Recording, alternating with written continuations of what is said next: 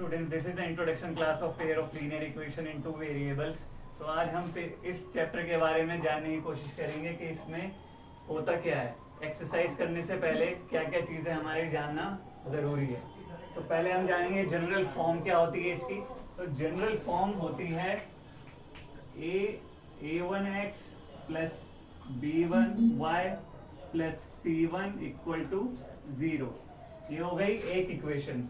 इसमें x और y क्यों है? क्योंकि दो वेरिएबल लेने हैं। Pair of linear equation, pair का मतलब है दो, टू वेरिएबल्स का दो वेरिएबल के साथ इक्वेशन क्या होनी चाहिए? लीनियर इक्वेशन, मतलब जो वेरिएबल की डिग्री है वो क्या होनी चाहिए? 1, x और y की दोनों की। और दूसरी इक्वेशन लेंगे हम a2x plus b2y plus c2 equal to 0। तो ये होगी हमारी pair of linear equation in two variables. तो जनरल फॉर्म होगी। अब आ गई इसकी रिप्रेजेंटेशन, दो तरीके से। तो रिप्रेजेंटेशन पहली होती है ग्राफिकल रिप्रेजेंटेशन,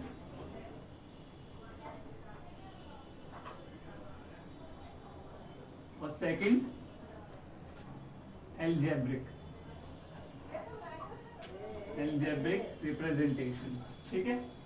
तो ग्राफिकल मेथड में, ग्राफिकल रिप्रेजेंटेशन में हम ग्राफ में सॉल्व करते हैं इक्वेशन को। दोनों पेयर ऑफ लीनियर इक्वेशन हम वहां पर डिनोट करते हैं पॉइंट्स लेकर। और एल्जेब्रिक आपके लिए फॉर्मूला बेस्ड जो सब्स्टिट्यूशन आगे हम करेंगे। ठीक है। तो अब आगे types of solution. In pair of linear equations के टाइप ऑफ सॉल्यूशंस कौन कौन से होते हैं? मतलब सॉल्यूशंस मतलब एक्स और वाई की वैल्यूज।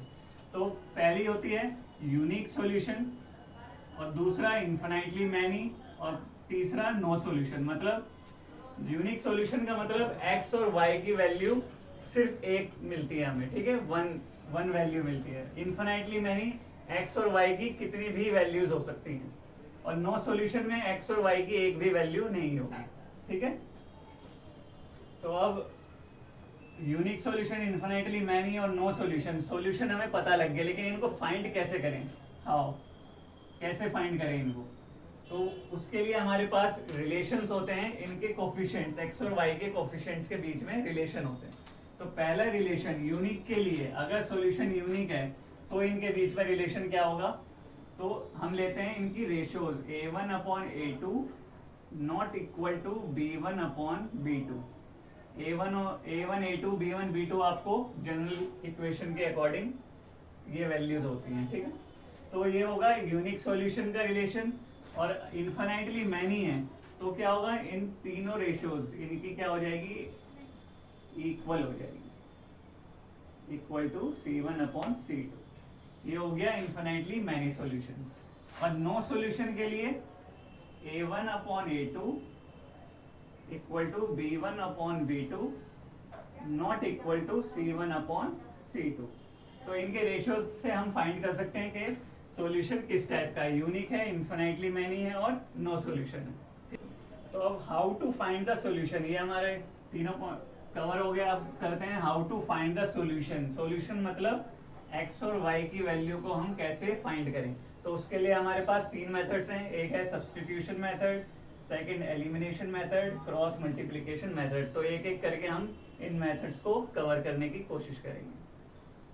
तो फर्स्ट मेथड है सब्स्टिट्यूशन मेथड। इसके लिए हम दो इक्वेशन ले लेते हैं एज एन एग्जांपल। तो अब करते हैं सब्स्टिट्यूशन मेथड। इसका मतलब क्या होता है सब्स्टिट्यूशन का? एक वैल्यू, एक वेरिएबल की वैल्यू निकालकर मैं दूसरे में पुट कर दूं। तो ये मान लेता हूँ फर्स्ट इक्वेशन और इसको ले लेता हूँ सेकंड। तो फर्स्ट इक्वेशन को मैं x plus 3y equal to 6, यहाँ से ले लेता हूँ x की value, x equal to 6 minus 3y। ठीक है। तो अब मैं क्या करता हूँ, इसकी वैल्यू सब्स्टिट्यूट कर देता हूँ सेकंड में, x की वैल्यू। ठीक है। तो ये क्या हो जाएगी? 2 bracket 6 minus 3y equal to 12। तो ये हो गया 12 minus 6y minus 3y equal to 12।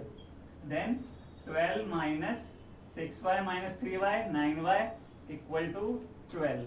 अब ये minus 9y equal to 12 minus 12, ये क्या हो गया? Minus 9y equal to 0। तो y की वैल्यू क्या होगी हमारे पास?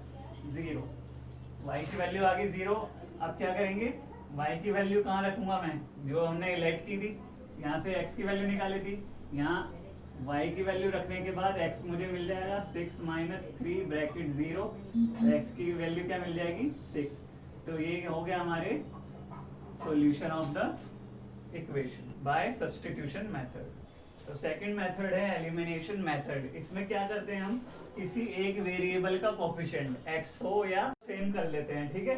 तो यहाँ पर मैं x का कोफिशिएंट है 2 और यहाँ पर है 1, तो मैं क्या करूँ, इस इक्वेशन को 2 से मल्टीप्लाई कर देता हूँ, ठीक है। तो मल्टीप्लाई होने के बाद इक्वेशन हो गई 2x plus 6y equal to 12, और ये सेकंड इक्वेशन रख देता हूँ मैं इसके नीचे 2x minus 3y equal to 12। अब एक कंडीशन और है, इसके देखो इसके साइन क्या है, दोनों पॉजिटिव है, तो कैंसिल करने के लिए, एलिमिनेट करने के लिए इनके साइन क्या होने चाहिए, डिफरेंट होने चाहिए। तो मैं नीचे वाली इक्वेशन को क्या कर देता हूँ, सब्ट्रैक्ट कर देता हूँ। सब्ट्रैक्ट करने के लिए सारे साइन क्या हो जाएंगे, चेंज हो जाएंगे, इनके माइनस हो जाएगा पॉजिटिव और पॉजिटिव हो जाएगा माइनस। तो अब इनको इक्वेट कर देते हैं, ये क्या हो गया कैंसिल, और ये क्या हो गया 6 plus 3 9y equal to 12 minus 12 0। तो y क्या आ गया हमारा 0। अब y की वैल्यू मैं किसी भी एक इक्वेशन में, फर्स्ट या सेकंड इक्वेशन में पुट कर देता हूँ। तो मैं रख देता हूँ पहली इक्वेशन में x प्लस 3y की जगह 0 इक्वल टू 6, तो x क्या आ गया मेरा 6, ठीक है। थर्ड मेथड है क्रॉस मल्टीप्लिकेशन मेथड। तो आपको सेम एग्जांपल ले लेते हैं, वही सेम इक्वेशन दोनों। अब पहला काम क्या करना है, आपको इन इक्वेशंस को इस फॉर्म में लिखना है, x plus 3y minus 6 equal to 0, और इस इक्वेशन को 2x minus 3y minus 12 equal to 0। सब सारी टर्म्स क्या होनी चाहिए, लेफ्ट साइड होनी चाहिए। अब अप्लाई करते हैं क्रॉस मल्टीप्लिकेशन मेथड।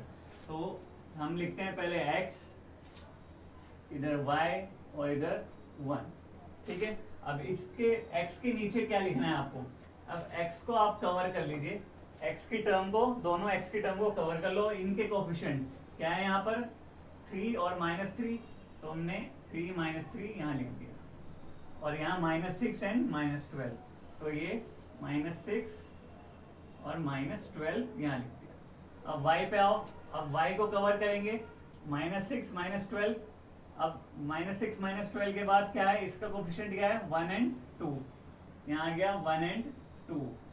अब इसको कवर कर लो कांस्टेंट को, यहाँ क्या आ जाएगा 1 एंड 2 रिपीटेड 3 एंड -3, दो ये दोनों 3 एंड -3, ठीक है।